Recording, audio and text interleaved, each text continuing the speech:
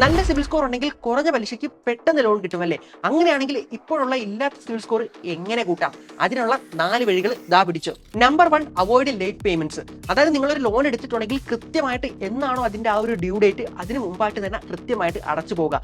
നിങ്ങൾ due date കഴിഞ്ഞിട്ട് എത്രത്തോളം ആ ഒരു പേയ്മെന്റ് ചെയ്യാൻ വഴുകുന്നോ അതിനനുസരിച്ച് നിങ്ങളുടെ ഇത്തരത്തിൽ സിബിൽ സ്കോറിനെ അത് മോശമായിട്ട് ബാധിക്കുന്നതായിരിക്കും. Number 2, review credit report. അതായത് ഓരോ 30 ദിവസം കൂടുമ്പോഴും നിങ്ങളുടെ ക്രെഡിറ്റ് റിപ്പോർട്ട് ക്രെഡിറ്റ് ഏജൻസികൾ പബ്ലിഷ് ചെയ്യുന്നതാണ്. അപ്പോൾ നിങ്ങൾക്ക് ഏതെങ്കിലും തരത്തിൽ സിബിൽ സ്കോർ കുറഞ്ഞിട്ടുണ്ടോ എന്നും കുറഞ്ഞിട്ടുണ്ടെങ്കിൽ അതിനുള്ള റീസൺ എന്താണെന്നും എല്ലാം തന്നെ ഇത്തരത്തിൽ ഈ ഒരു ക്രെഡിറ്റ് റിപ്പോർട്ടിൽ ഉണ്ടായിരിക്കുന്നതാണ്. അത് മനസ്സിലാക്കിക്കൊണ്ട് നിങ്ങൾക്ക് കാര്യങ്ങൾ ചെയ്യാൻ പറ്റുന്നതാണ്. Number 3, credit usage. അതായത് നിങ്ങൾക്ക് ഇപ്പോൾ ഒരു ക്രെഡിറ്റ് കാർഡ് ഉള്ള ഒരു വ്യക്തിയാണെങ്കിൽ നിങ്ങളുടെ ക്രെഡിറ്റ് ലിമിറ്റിന്റെ 30% മാത്രമേ നിങ്ങൾ യൂട്ടിലൈസ് ചെയ്യാനായിട്ട് പാടുള്ളൂ. Number 4, avoid loan enquiry. അതായത് നിങ്ങൾ ഇത്തരത്തിൽ ഓരോ ഫിനാൻഷ്യൽ സ്ഥാപനങ്ങളിലായിട്ടും ലോണിന് വേണ്ടിയിട്ട് അപേക്ഷിക്കുകയാണെങ്കിൽ അവിടെ ഓരോ തവണയും ഹാർഡ് എൻക്വയറി നടക്കുന്നതാണ്. അപ്പോൾ ഇത്തരം എൻക്വയറികൾ കൂടുകയാണെങ്കിൽ അവിടെ നിങ്ങളുടെ സിബിൽ സ്കോറിനെ അത് മോശമായിട്ട് ബാധിക്കാനുള്ള സാധ്യതയുണ്ട്.